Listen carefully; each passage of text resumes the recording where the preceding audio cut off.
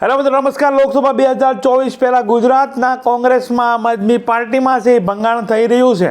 ગઈકાલે અમરીશ ડેર અને અર્જુન મોઢવાડિયા છે વાસ્તે ગાસ્તે ભાજપમાં જોડાયા છે. તો હાલ અમરીશ ડેર બાદ આહિર સમાજનું ખૂબ મોટું નામ મહુવાથી કનુભાઈ કળસરિયાને ભાજપમાં જોડાય તેવા સમાચાર છે વહેતા થયા છે. કનુભાઈ કળસરિયા છે ગાંધીવાદી નેતા, આંદોલન કરતા, ભારતીય જનતા પાર્ટીમાં 3 વખત છે ધારાસભ્ય રહી ચૂક્યા છે. હાલ તે કોંગ્રેસ પાર્ટીમાંથી આ છેલ્લી વિધાનસભા ચૂંટણીમાં 2022માં છે કોંગ્રેસમાંથી લડ્યા હતા.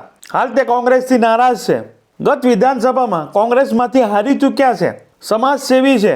તો એ કનુભાઈ કળસરિયા ભાજપમાં જોડાઈ શકે છે એવા સમાચાર છે વહેતા થયા છે. તો શા માટે કનુભાઈ કળસરિયાને છે એ ભાજપમાં જોડવામાં આવે? મહુવા વિધાનસભાની ચૂંટણીમાં છે એ ટિકિટ આપીને ધારાસભ્ય છે બનાવવામાં આવશે કે કેમ?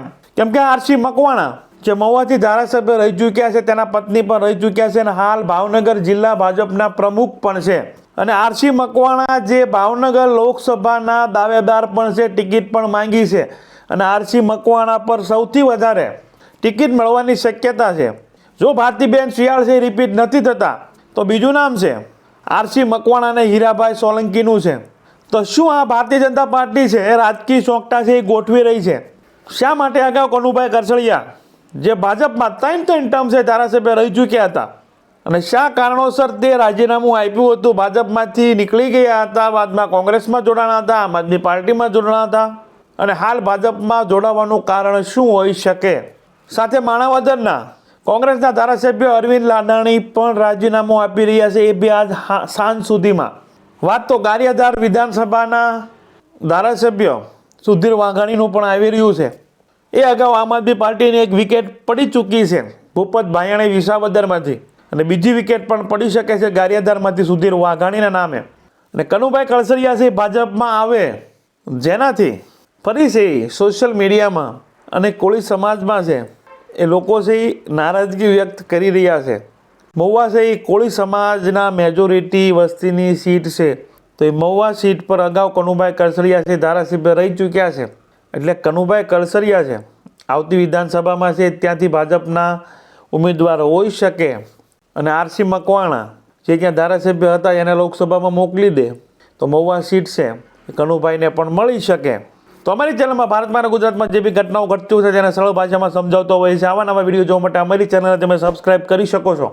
બાજુનું બેલ આઇકન દબાવો જેથી કરી અમારો વિડીયો અપલોડ થાય તરત જ તમને નોટિફિકેશન મળી જાય. વિડીયોની શરૂઆત કરીએ. ડૉક્ટર કનુભાઈ કળસરિયા જે ગાંધીવાદી નેતા છે, મહુવામાં ખૂબ સારા સેવાના કાર્યો છે એ કર્યા છે. ડૉક્ટર કનુભાઈ કળસરિયા જે 1997થી 2012 સુધી ભારતીય જનતા પાર્ટીમાંથી 3 ટર્મ સુધી છે એ ધારાસભ્ય રહી ચૂક્યા છે. 2012 બાદની વિધાનસભા ચૂંટણીમાં છે કનુભાઈ કળસરિયાની ટિકિટ છે એ ભાજપે છે કાપી નાખી. કેન્દ્રમાં છે કોંગ્રેસની સરકાર હતી, ગુજરાતમાં છે નરેન્દ્ર મોદી મુખ્યમંત્રી હતા. શા માટે 2012 બાદ છે કનુભાઈ કળસરિયાની ટિકિટ છે એ કાપી નાખવામાં આવી?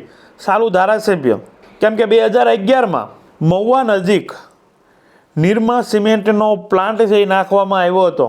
તો સારું ધારાસભ્ય ભારતીય જનતા પાર્ટી સરકારમાં છે તેના જ ધારાસભ્ય છે એ પ્લાન્ટની વિરુદ્ધમાં છે આંદોલન છેડે છે.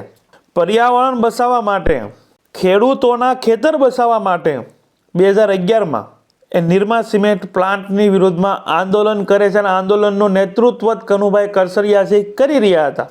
જે વાત છે ભાજપને છે, ભારતીય જનતા પાર્ટીને છે, ગુજરાતના મુખ્યમંત્રીને છે એ ખચકે છે કે આપણી સરકાર છે ને આપણા ધારાસભ્યો છે અને આવી રીતે આંદોલન કરી રહ્યા છે.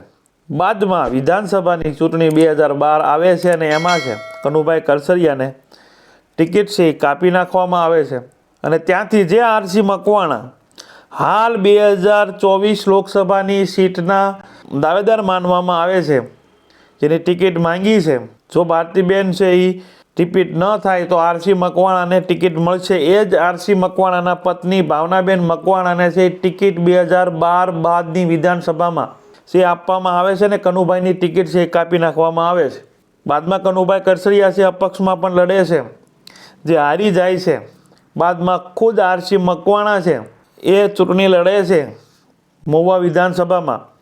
તો ત્યાં કનુભાઈ કળસરિયા છે કોંગ્રેસમાંથી લડે છે ત્યાંથી પણ કનુભાઈ કરસલિયા છે એ હારી જાય છે. બાદમાં છેલ્લી વિધાનસભા 2022માં છે પણ કનુભાઈ કરસલિયા છે કોંગ્રેસમાંથી લડે છે અને શિવાભાઈ ગોહિલની સામે છે એ હાર થાય છે. બાદમાં છે કોંગ્રેસથી નારાજ થાય છે કે કનુભાઈ કોંગ્રેસમાંથી છે એ ચૂંટણી લડ્યા મહુવા વિધાનસભામાં આ છેલ્લી ચૂંટણીમાં, ત્યારે કોંગ્રેસના અમુક કાર્યકર્તાઓ છે એ સામેના ઉમેદવારને મદદ કરી હતી. કોંગ્રેસના ઉમેદવારને મદદ કરવાને બદલે ભારતીય જનતા પાર્ટીના ઉમેદવારને છે મદદ કરી હતી, જેના કારણે છે કોંગ્રેસથી કનુભાઈ કરસલિયા છે નારાજ થયા હતા. બાદમાં તેને સસ્પેન્ડ કરવાની અને પાર્ટીમાંથી કાઢી નાખવાની વાત પણ કનુભાઈ કરસલિયાએ છે એ મૂકી હતી. બાદમાં છે એને સસ્પેન્ડ પણ કરવામાં આવે છે પાર્ટીમાંથી, પરંતુ ખૂબ ટૂંકા સમયમાં છે એ લોકોને છે એ પરત પાર્ટી લઈ લે છે, જેનાથી કનુભાઈ કરસલિયા છે એ ઓક્ટોબર 2023માં છે કોંગ્રેસમાંથી રાજીનામું આપી દે છે અને હાલ જે કોંગ્રેસમાં નથી પરંતુ ભારતીય જનતા પાર્ટીમાં જોડાવાના સમાચાર છે એ મળી રહ્યા છે. તો કનુભાઈ કરસલિયાને ભાજપમાં શા માટે જોડવામાં આવે? કેમ કે કનુભાઈ કરસલિયા અપક્ષમાં લડે, કોંગ્રેસમાં લડે કે આમ આદમી પાર્ટીમાં લડે, તેને ખૂબ સારા મત છે એ મળી રહ્યા છે. કનુભાઈના પોતાની લોકચાહના છે એ મહુવા વિસ્તારમાં છે એ ખૂબ સારી છે, ખૂબ સેવાકીય કામ છે તેને કર્યા છે, જેના કારણે કનુભાઈ છે અપક્ષમાં લડે, આમ આદમી પાર્ટીમાં લડે, ભાજપમાં લડે કે કોંગ્રેસમાં લડે, એ છે એક તરફી રિઝલ્ટ આવતું નથી. એટલે જે રીતે અર્જુન મોઢવાડિયા જે કોંગ્રેસના ખૂબ મજબૂત નેતા હતા, અમરીશ ડેર તો કે ખૂબ મજબૂત નેતા હતા, અને કનુભાઈ કરસલિયા પણ મહુવા વિધાનસભા વિસ્તારમાં છે ખૂબ સારી લોકચાહના છે, એટલે એને પણ ભાજપમાં લઈ લે. એટલે આવનાર વિધાનસભામાં કદાચ કનુભાઈને ટિકિટ આપે કે ન આપે, પરંતુ મહુવા વિસ્તારમાં છે એ ભાજપનો ગઢ થઈ જાય. જે રીતે તળાજા છે એ ભાજપનો ગઢ માનવામાં આવે છે. જે એક તરફી છે એ ભારતીય જનતા પાર્ટી છે એ જીતતી હોય છે. આ ગત વિધાનસભા પહેલાં જે વિધાનસભા હતી તેમાં ભાજપની હાર થઈ હતી, પરંતુ એ ઓવરઓલ એ ભાજપનો ગઢ માનવામાં આવે છે. પરંતુ મહુવા વિધાનસભાનું આપણે રિઝલ્ટ જોઈએ તો એ ખૂબ રસાકસી છે એ થતી હોય છે. કનુભાઈને પણ ખૂબ સારા વોટ છે એ મળતા હોય છે. જેથી ભારતીય જનતા પાર્ટી છે ખૂબ સારી લીડથી નહીં પરંતુ માંડ માંડ છે એ જીતતી હોય છે. અને હાલ કનુભાઈ કરસલિયાને છે ભાજપમાં જોડી દે તો લોકસભા સીટ પર જે બી ઉમેદવાર હોય તેને ખૂબ સારી લીડ છે એ મળી શકે. ગારિયાધારમાં જે ધારાસભ્ય છે સુધીર વાઘાણી, તે પણ કદાચ ભાજપમાં જોડાય એવા સમાચાર છે એ મળી રહ્યા છે. તો એમાં પણ એક જ કારણ હોઈ શકે કે ભાવનગર લોકસભામાં કેમ સૌથી વધુને વધુ લીડ છે એ મળી શકે તેવા પ્રયત્નો છે એ થઈ રહ્યા છે, તેના કારણે જ આ ભંગાણ છે એ થઈ રહ્યું છે. સુધીર વાઘાણીને શા માટે છે ભાજપમાં લેવા જરૂરી છે? કેમ કે ભાવનગર લોકસભામાં આમ આદમી પાર્ટીના ઉમેદવાર છે જે બોટાદમાં ધારાસભ્ય છે ઉમેશ મકવાણા, તો ઉમેશ મકવાણાને ગારિયાધારની આસપાસના જે કંઈ વિસ્તાર છે ત્યાંથી ખૂબ સારા મતની આશા છે. તો એ પણ આશા ન રહે એ માટે છે ગારિયાધાર વિધાનસભાના ઉમેદવાર જે કંઈ છે સુધીર વાઘાણી જે આમ આદમી પાર્ટીમાંથી છે, તો તેને પણ ભાજપમાં જોડી દે અને આમ આદમી પાર્ટી ચૂંટણી પહેલાં જ ભાંગી જાય કે હવે તો કોઈ ફાઇટ જ નથી અને ભાજપને ખૂબ સારી એકતરફી છે જીત મળે અને ખૂબ સારી લીડ જે આજ દિન સુધી ભાવનગરમાં કોઈ ઉમેદવારને છે એ લીડ મળી નથી એવી લીડ છે. એ કોઈ બી ઉમેદવાર લડે છે તો એને મળે. 3-3.5 લાખની છે ભારતીબેન શિયાળને છે લીડ મળી હતી, પરંતુ એનાથી પણ વધારે લીડ છે એ મળે એ માટે ગારિયાધારમાં છે એ ભંગાણ કરી શકે છે. કેમ કે આમ આદમી પાર્ટીના ઉમેદવારની આશા ગારિયાધારની આસપાસના વિસ્તારમાં ખૂબ વધારે છે. જોઈએ હવે આરસી મકવાણાને ટિકિટ આપે છે કે ભારતીબેનને રિપીટ કરે છે કે હીરાભાઈ સોલંકીને ટિકિટ આપે છે કે પછી કોઈ અન્ય જ નામ આવે છે. આ વિડીયો બાદ આપણે જૂનાગઢ લોકસભા સીટ પર પણ ભંગાણ થઈ રહ્યું છે.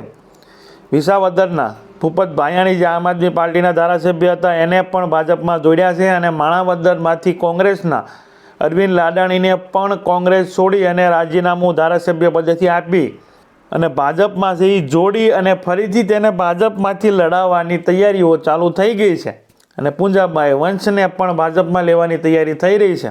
પરંતુ એ આપણે આગલા વિડીયોમાં જોઈશું કે પૂંજાભાઈ વંશને છે લોકસભાની સીટના ઉમેદવાર પણ બનાવવાની વાત ચાલી રહી છે. ભારતીય જનતા પાર્ટીમાંથી કોંગ્રેસમાંથી લઈને તરત છે એ ભારતીય જનતા પાર્ટીમાંથી ટિકિટ છે એ આપી દેવામાં આવે શા માટે આપી દેવામાં આવે? શા માટે એ વ્યક્તિ છે એ ખૂબ મહત્ત્વનો છે? કેમ કે ખૂબ કોંગ્રેસના જૂના નેતા પૂંજાભાઈ વંશ જે વર્ષોથી તેની જેટલી ઉંમર છે એનાથી અડધીથી ઉપર વધારે ઉંમર એ ધારાસભ્ય રહ્યા છે, સાંસદ પણ લડ્યા છે. તો એવા પૂંજાભાઈ વંશની પણ વાત આપણે આગલા વિડીયોમાં છે જૂનાગઢ લોકસભાની સીટ પરની વાત કરીશું. તો આ કનુભાઈ કરસરિયા ને છે ભાજપમાં લેવાની જે કંઈ વાત સમાચાર મળી રહ્યા છે તેના વિશે તમારું શું માનવું છે, તમારા વિચારો છે જરૂર કમેન્ટ બોક્સમાં છે એ રજૂ કરજો. તો અમારી ચેનલમાં ભારતમાં અને ગુજરાતમાં જે બી ઘટનાઓ ઘટતી હોય છે તેને સરળ ભાષામાં સમજાવતો હોય છે. આવા નવા વિડીયો જોવા માટે અમારી ચેનલને તમે સબસ્ક્રાઈબ કરી શકો છો. બાજુનું બેલ આઇકન છે તેને ઓલ સિલેક્ટ કરો જેથી કરી અમારો વિડીયો અપલોડ થાય તરત જ તમને નોટિફિકેશન મળી જાય. Thank you. નેક્સ્ટ વિડીયોમાં મળીએ.